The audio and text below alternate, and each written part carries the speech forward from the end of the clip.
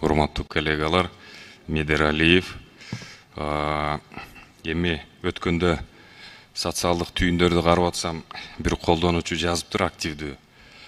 Негизи циркка барсаң, акча төлөп киресиң депчи.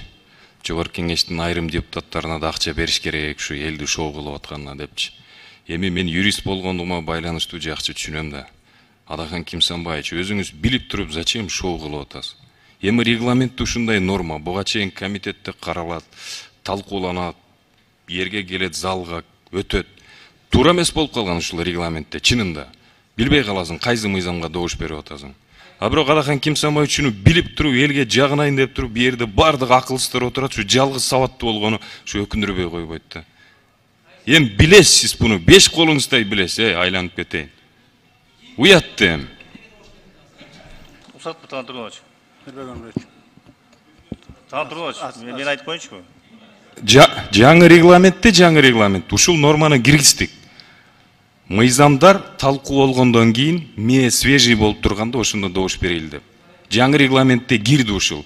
А эски регламентте бул норма менен сиз качантан бери добуш берип атасыз? Билип алып туруп, зачем вы артиста тут включаете, да? Ушул убакка чейин чыдадым, юридикалык жактан унчукпадым. Эми тут уже популизмде чек болуш керек.